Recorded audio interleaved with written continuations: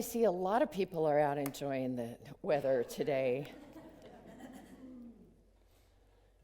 This is the first year in, I'm not sure how many years, 4 years maybe, that can we get a gentleman to assist here, please?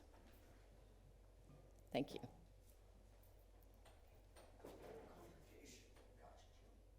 Yeah. Just breathe Jim's way. Just take a breath his direction. There we go.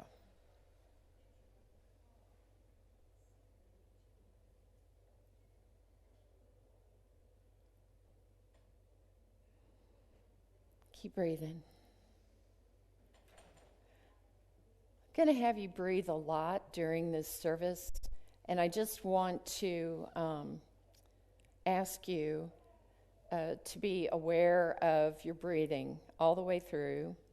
If it's a difficulty for you to breathe, especially if you have a respiratory condition that doesn't allow you to breathe very deeply in or very deeply out, please, honor that in your body. But I am going to ask you to do a lot of breathing today. Today's kind of a meditation service. And it's called Breath of Life, and next week will be Body of Grace. So they kind of intermingle. Before we get started, though, I would like to acknowledge that a few weeks ago, we got to bless the Finn family before their baby came into the world. And baby Indiana's here with us today.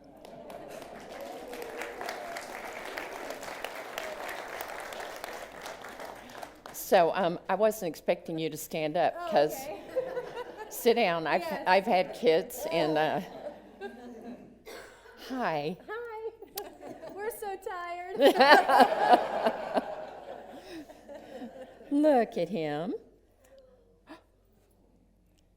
Well, I can tell you he's precious. I'm just reporting, and we'll have a more formal blessing later. But Yes. I did want to acknowledge. Thank you. Thank you for being here today, tired All of mama. your prayers worked. It was the most fabulous delivery. We had the best time. Okay. I've got to say that I don't think I've ever heard any new mom say, wow, that baby delivery was just the best time. I mean, I had a C-section. It wasn't the best time. The reward was great. The surgeon said it was the most fun he's ever had in a C-section. But of course, Leah, we prayed her up. It followed her right into labor and delivery. So boom, boom, boom. So today we're just going to just start taking in all the people that you might know that are troubled with something, that are about to leave this world, that are having problems with illness right now, that have problems with their minds and bodies. Maybe it's you. We're just going to keep blessing people all through this service today. And I'm not being political about this, but there is a sudden and unexpected humanitarian crisis occurring in Syria right now, in which tens of thousands of people are displaced. If you were to imagine all of the hill country, less Austin itself, imagine all those people not having a place to be. So it doesn't matter what you think about this or that. We can all find a place of compassion in our hearts for people who are forced out of their homes and their homeland. So we're going to breathe for them today. I feel like I would be remiss as a pastor, as a spiritual leader. I would be remiss if I didn't mention some of the things that are going on in our world today about which we need to pray. No matter what, When people are suffering, it's our responsibility. It's our, I'm not going to call it the guilt of privilege, but I'm going to call it the responsibility of privilege. We talked about this at the women's retreat last week. We can absolutely offer our prayers and assistance in whatever way possible to people that are suffering, whether it's children, whether it's adults, whether it's in our country, in our town, in another country, anywhere else in the world. We cannot see ourselves as isolated people anymore. We must see ourselves as global citizens. And I would like to hear an amen on that. We have a responsibility as people of the world to do our part to lift up the energy of all humanity. So, on a lighter note, this is the first year in many that I did not go to the ACL Fest. However, I could hear it. I live in Southwest Austin, and where I'm located, the sound travels right down Mopac. It bounces into the Barton Creek Valley there that Mopac goes over, and it's like a little amplifier, and it came right up in my backyard. And I had a whole bunch of neighbors on my Nextdoor app that were just like, the music is too loud. I went over to my neighbors and told them to turn it down, and then I realized it was coming from the park. Well, it was just the right conditions of a north wind, a low ceiling, clear air, and there it came. So I took my dogs out the other night, and Friday night, and I was going, oh my gosh, that's Live and Let Die, and that's Guns N' Roses playing it. Yes! So I'm just out like digging it in my backyard because I love that song more than I love Guns N' Roses, but I love that song. And then last night I heard Gary Clark Jr., and then later on I heard Childish Gambino, and it was like, wow, I didn't have to go because I could hear all the music. So for all the people who didn't enjoy that disturbance, I'm sorry, a little. But I had a blast. You know, I'm like, hey, free music. So with this cooler weather and some great jams, and I have tonight to look forward to. Yes. Before it closes down. Yeah, y'all all come over to my house. We'll just sit out in the backyard and listen to the bass. So, I've been thinking a lot about breath. And that sounds counterintuitive. But when I think about breath, then I breathe. Because we live in a time and in a world in which it's too easy to start breathing shallow because we're stressed.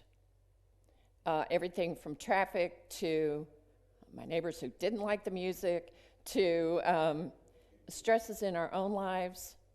So many things can cause us not to breathe. And it's important that we do that. We need it to sustain our lives. And so I'm going to talk about breath as a function of our body, but I'm also going to talk to you about breath as a span of time. I'm going to talk to you about breath as a doorway. So first, let's talk about that doorway. If you've ever had the privilege of being able to be with someone when they leave this world, you know that it's a breath and then not a breath. And it's one of the most amazingly spiritual experiences, even in grief, even in sorrow. It's amazing. Karen, we're going to need to keep that door shut if you can. Thank you. Yeah, that'll help. Thank you. Just keep breathing for Jim. He's been struggling with his health for a little while, so we just want to wrap him up in our love and in our prayers. So if you've experienced that moment between this world and the next, that's how far away the other world is. It's a breath away.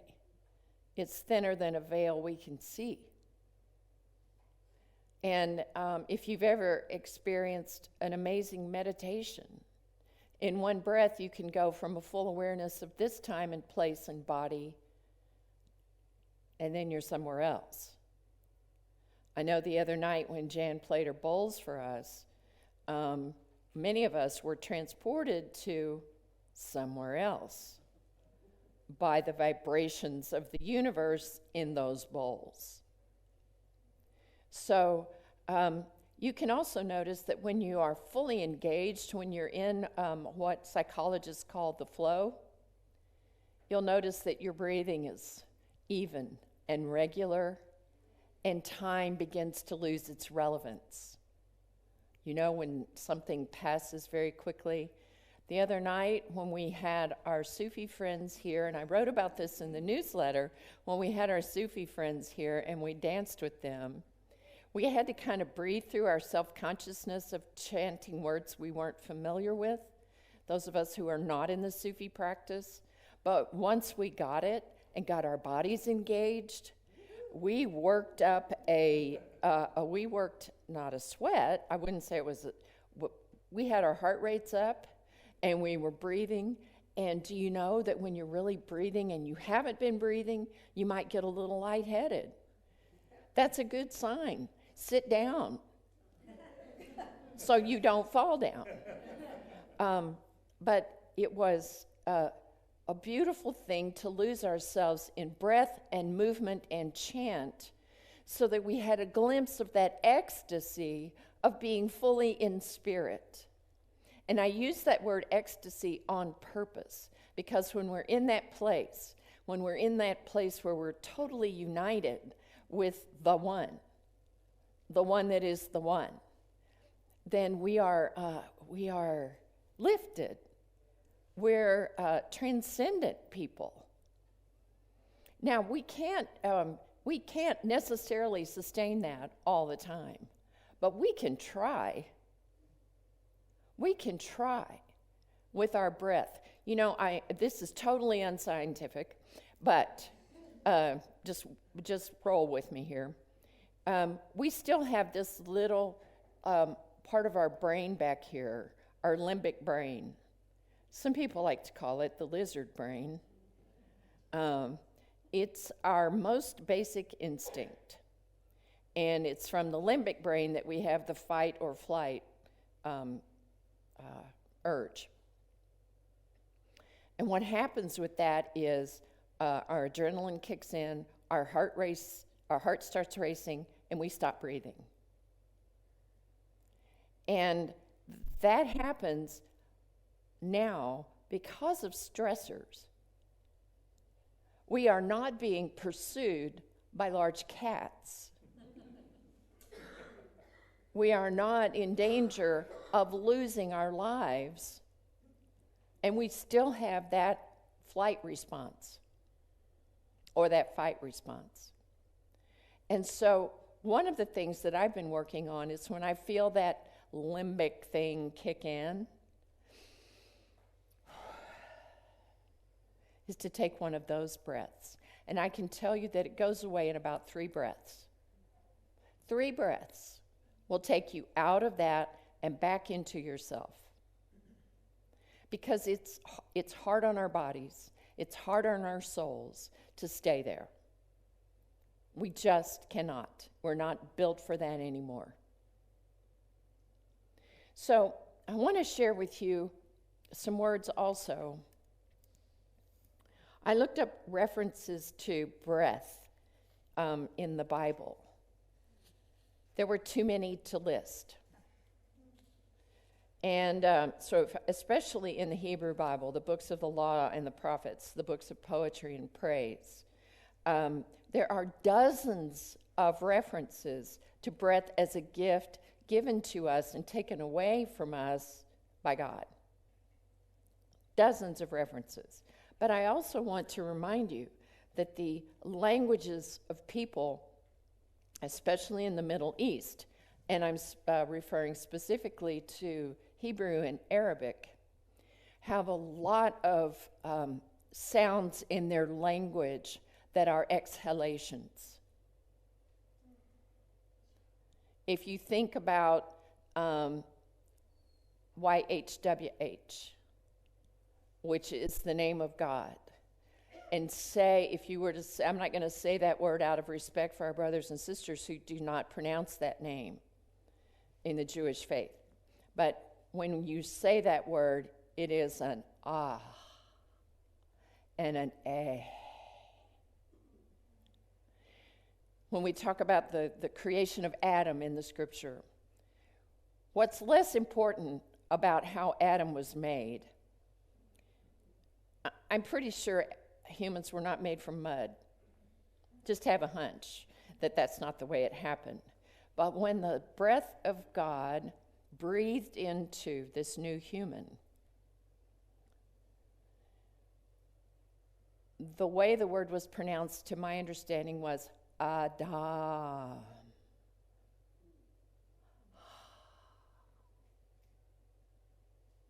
When Sarah was touched by God, her name had been, I may have this wrong, Stanley, you'll have to tell me, Sarai, and then it was Sarah. So there are a lot of the breath of God in those words. We sang the song by Ricky Byers this morning, and I have a feeling that was that Native American, there was a lot of exhalation in that.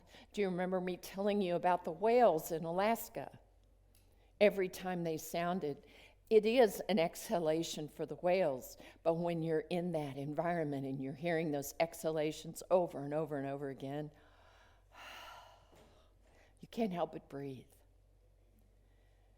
And I know that I had to sit down on the deck of the ship after a while because I was breathing with the whales and my head was getting white. In that clear, cool air there in the water, listening to the whales. So now that it's a little cooler, we can go outside and breathe. Tonight is the actual full moon, the hunter's moon. And if our skies are clear tonight, it's supposed to be a spectacular moonrise. Go out and breathe with the moon tonight. And then come back on Wednesday night and you can breathe your full moon prayer with Kit. I'm going to be there. And walk the labyrinth prayerfully, breathing. When you take your steps through your life, try having a mantra word that you say every time you take a step, so that you remember that every place you step is holy ground. I forget that all the time, especially when I'm in a hurry. You know, in that ram somebody else with your shopping cart kind of hurry. I've never done that on purpose, but you know what I mean. I've got this much time. I've got to get this many things. Not holy ground. Shopping, shallow breathing in a hurry, kind of 21st century life breathing.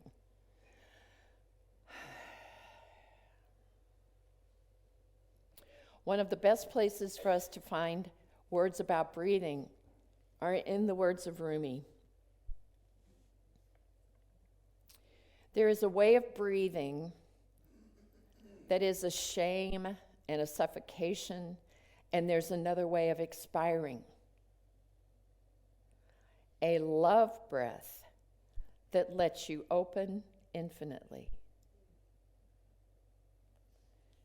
So you might ask yourself, is this breath that I'm taking right now because of something that I'm feeling that doesn't serve me? Or am I taking a love breath that opens me infinitely? Think about that. Hafiz, another great poet. I am a hole in a flute that the Christ's breath moves through, listen to this music. I love that.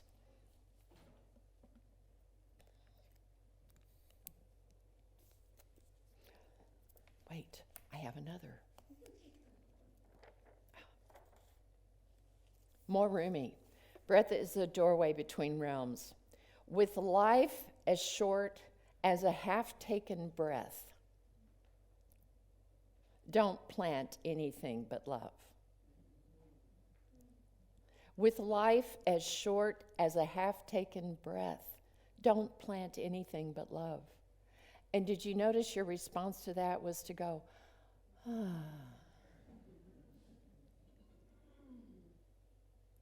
At the end of my life, with just one breath,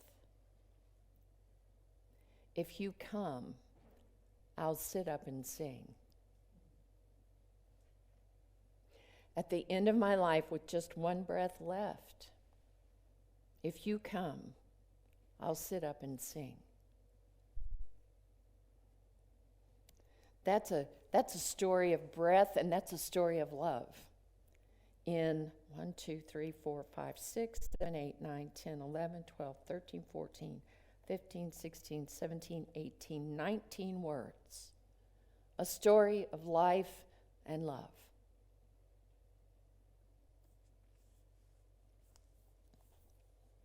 That, I don't know how many words it was actually in the way Rumi wrote it, but that's Coleman Barks' interpretation. Rumi's most famous reading is called, one of the most famous, is called Only Breath. Not Christian or Jew or Muslim, not Hindu, Buddhist, Sufi, or Zen. Not any religion or cultural system. I am not from the east or the west, not out of the ocean or up from the ground, not natural or ethereal, not composed of elements at all. I do not exist, am not an entity in this world or the next, did not descend from Adam and Eve or any origin story. My place is placeless, a trace of the traceless, neither body or soul. I belong to the beloved, have seen the two worlds as one, and that one called to and know. First, last, outer, inner. Only that breath-breathing human being. That's it.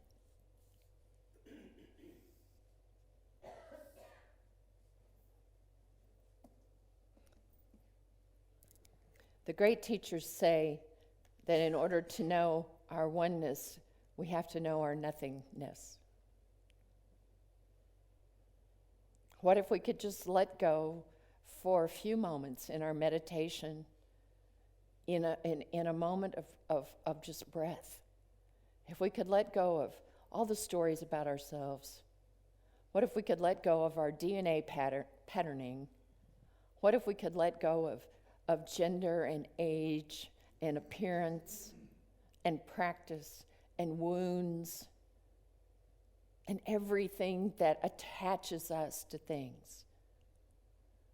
And in a breath, just be the nothingness that is everything. Do you understand what I'm saying? This is not a riddle. This is the state of who we are. So because we chose this human existence, we put on these bodies, and we put on our different ailments and families of origin and our partners, our losses, our triumphs. we take on all of that to experience the fullness of the human experience. But underneath it all, we are the breath of God. We are the breath of life. Now, how are we going to use this in a practical way? We're going to breathe. And when I'm talking about breathing, I'm talking about expanding all the way down here where your Buddha belly feels it. I don't think the Buddha had a tummy like he did because he ate too much rice. I think his breathing muscles were so used to this beautiful breathing, even deeper than the diaphragm, all the way down here, that his muscles became attuned that way. That's not my goal. But, or excuse for that matter, but to be able just to breathe. More than just sustaining life. You can sustain life just going.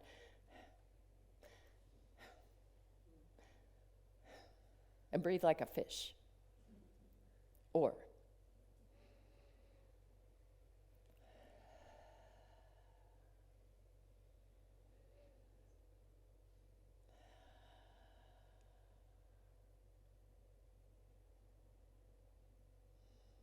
so your challenge this week is to breathe and to catch yourself when you're not really breathing.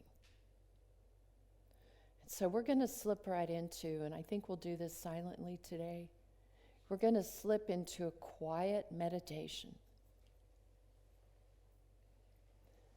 And all you have to do is breathe.